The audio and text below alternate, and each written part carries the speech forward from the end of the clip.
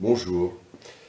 Voilà, donc je reprends mes réponses aux questions, comme j'ai commencé à le faire il y a l'année dernière.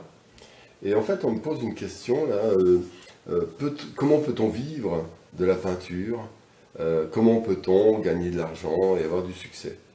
En fait, cette question est, est une question, vous connaissez sans doute, vous l'avez sans doute entendu très fréquemment. Euh, le peintre, c'est celui, les artistes sont célèbres après leur mort, etc., etc. On entend beaucoup de choses, un peu des clichés sur le rapport de l'art et de l'argent et du succès. Alors c'est assez intéressant. Alors je ne veux pas, je clôturerai pas le sujet, c'est évident. Je vais donner un avis, alors qui est peut-être un petit peu argumenté parce que ça fait 56 ans que je peins. Je peins depuis l'âge de 7 ans, j'en ai 63, et je vis de la peinture depuis 40 ans, 42 ans je crois. Mais en fait, des fois bien, des fois mal. C'est pas ça le sujet.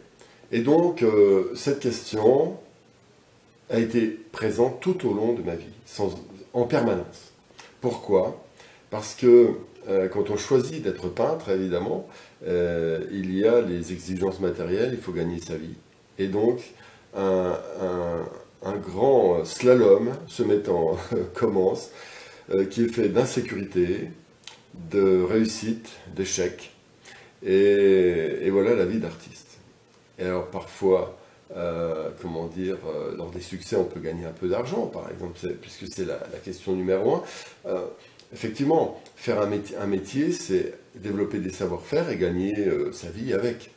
Donc c'est un élément important, mais cet élément peut absolument détruire la raison d'être de la peinture.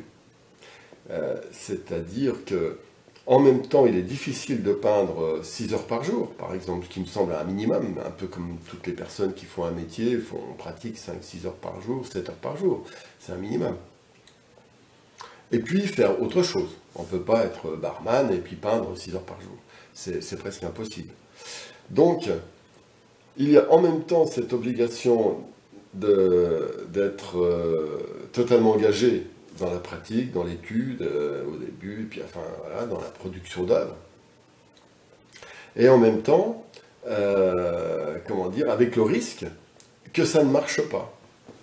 Et effectivement, pour beaucoup, ça ne marche pas, et pour la plupart, ça ne marche pas fort du tout. Et puis, pour certains, ça marche un petit peu. Alors, ils peuvent un peu vivoter, c'était un peu mon cas. Ça a été, j'ai quand même, voilà. J'ai vendu 2000 tableaux, 2500 tableaux dans la vie, par exemple, à peu près. Et puis, il y en a d'autres qui sont très connus et qui gagnent beaucoup, beaucoup, beaucoup d'argent. Parce qu'ils rentrent dans certains réseaux. La vraie raison, c'est que ces personnes rentrent dans des réseaux, des galeries, des marchands, qui font tout un travail de marketing et de vente qui a beaucoup de succès. Alors, voilà, le public est confronté à ce genre de personnes, ceux qui n'ont pas du tout de succès et puis qui sont souvent un peu frustrés ou qui sont, voilà, ça existe partout dans le sport, dans n'importe quoi. Il y a ceux je suis un petit peu dans cette situation, ont vivoté ou ont vécu à peu près correctement toute leur vie, mais avec sans arrêt des hauts et des bas, avec des inquiétudes. Et puis ceux qui ont beaucoup de succès. Évidemment, on pense toujours à ceux qui ont beaucoup de succès quand on me pose la question. Et qui gagnent vraiment des fois beaucoup, beaucoup, beaucoup d'argent. Je ne vais pas rentrer dans ce détail-là. C'est pas ça la question. Alors, est-ce qu'on peut vivre de la peinture? Il faut aussi parler des époques. Par exemple, il y a 30 ans, quand j'ai commencé, ou 40 ans, eh bien, il y avait peu de peintres qui cherchaient à gagner leur vie, et donc c'était beaucoup plus facile que maintenant. Maintenant, il y a, je crois, environ 1 million de personnes qui pratiquent les arts et 1 million de personnes qui rêvent de vendre leurs tableaux, qui font des expos un peu partout. Donc le marché, si on parle d'un vilain mot, est complètement saturé par des expositions, par ce million de personnes qui peignent. Mais aussi, il y a les villes entières en Chine, vous savez, de peintres. Je crois qu'il y a une ville où il y a 70 000 peintres qui produisent des tableaux et qui envahissent complètement le monde entier par des millions de tableaux. Et puis, voilà, donc la situation est complètement différente. C'est-à-dire les gens actuellement n'ont plus les mêmes ressources qu'avant, curieusement. Ils n'ont plus leurs murs sont pleins de tableaux. Et puis, il y a plein de gens qui peignent. En fait, la situation est très complexe. Alors, il ne reste plus, effectivement, quasiment, que la formule euh, des gens qui ont souvent des ressources et puis qui partagent quelques ressources artistiques avec des ressources par ailleurs, ou avec un soutien d'un conjoint, des choses comme ça.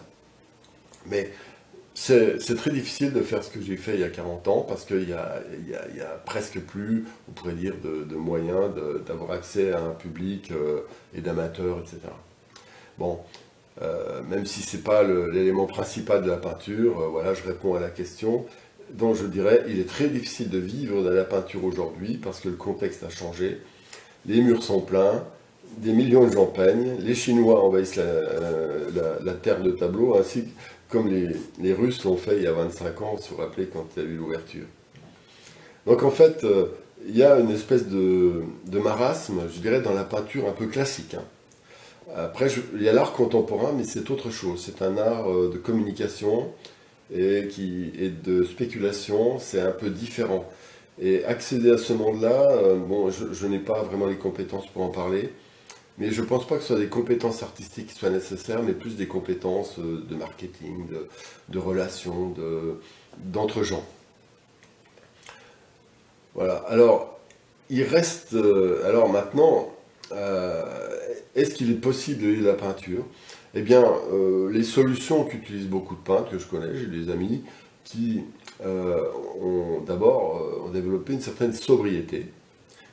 Ensuite, c'est donc qu'ils n'ont pas de gros besoins parce que leur vie est suffisamment remplie d'une pratique qui les enrichit, sur le plan bien sûr de la pratique elle-même, mais aussi des relationnels, des liens avec les autres, avec l'entourage, qui est quand même un lien d'enrichissement mutuel et donc qui satisfait beaucoup de choses. Et puis, bon, bah, ils gagnent un peu de sous par-ci, par-là, etc. Donc, en fait, ces trois éléments, l'apprentissage, donc le salaire en connaissance, le salaire en relation sont très forts, et puis le salaire en argent, même s'il est moyen, c'est pas trop grave. Voilà. Donc, il faut être capable d'être sobre, d'une part. Ensuite, il faut être stratégique. Si vous n'êtes pas stratégique, vous n'y arriverez pas, parce qu'il faut être déterminé, savoir passer les mauvais caps. Ça, c'est aussi important. Et il faut, à mon avis, pour garder un plaisir, une joie de peindre, être capable de remettre sans arrêt en question. Justement, certains peintres qui ont eu un peu de succès ont malheureusement tendance à s'imiter eux-mêmes à l'infini. Vous avez déjà vu des expositions où tous les tableaux sont presque les mêmes avec des variantes de couleurs, de formats, et puis d'expo en expo, on ne voit pas la différence.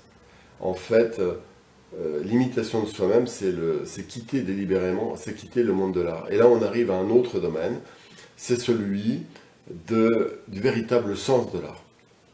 C'est-à-dire que évidemment, vivre de la peinture, avoir un peu de succès, c'est bien. Il y a un moment où gagner un peu sa vie avec la peinture fait partie du système. C'est bien, c'est équilibré. Mais ça peut glisser à la pathologie. Et ainsi, pour y arriver, il est souvent nécessaire d'avoir un peu de communication et un peu de succès. Mais si la quête du succès est trop grande, elle peut devenir un piège. Et finalement, il n'y a jamais de situation dans la pratique artistique où il y a une fois pour toutes quelque chose qui marche bien. C'est-à-dire que on peut glisser vers une pathologie sans s'en rendre compte. On peut devenir une espèce d'égo sur pattes, une personne avide sans presque s'en rendre compte. Alors qu'au début, on était, mettons, dans ce que j'ai évoqué dans le début de ce petit exposé sur comment peut-on gagner sa vie avec la peinture.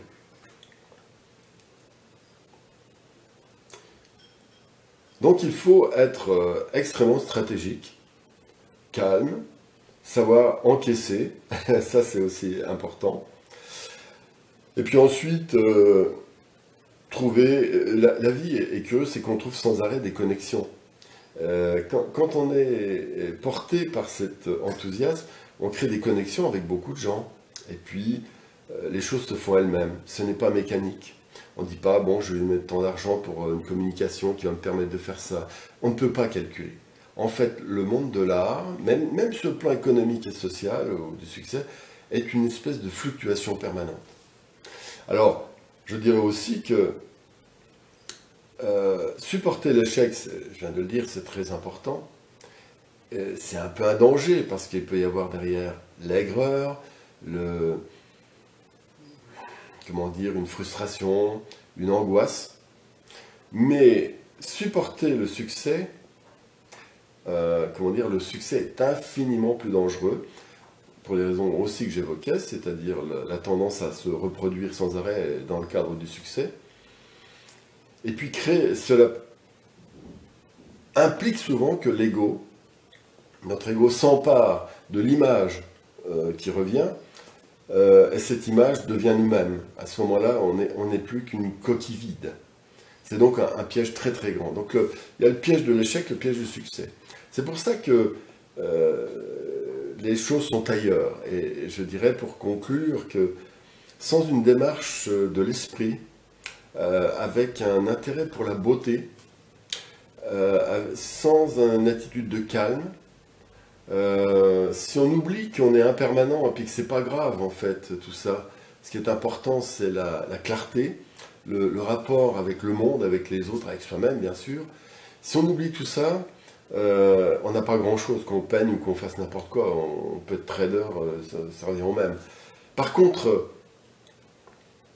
la peinture, avec cette petite toile blanche, c'est une sorte d'interface qui nous met en lien direct, un peu comme une boule de cristal, avec le monde infini, le monde de l'esprit, le monde du temps qui n'existe pas, de l'espace qui n'existe pas tellement il est infini, ou ça n'a même plus de sens de le mesurer. En fait, c'est un monde où il n'y a pas de mesure. C'est un monde où tout est en fluctuation. Et c'est là que se trouve la véritable racine de la pratique artistique. Alors, vivre de l'art, oui, mais pour se servir de ce véhicule économique, social et technique, pour remplir finalement le monde de cet enthousiasme, de cette joie, de cette gourmandise que provoque la pratique des arts.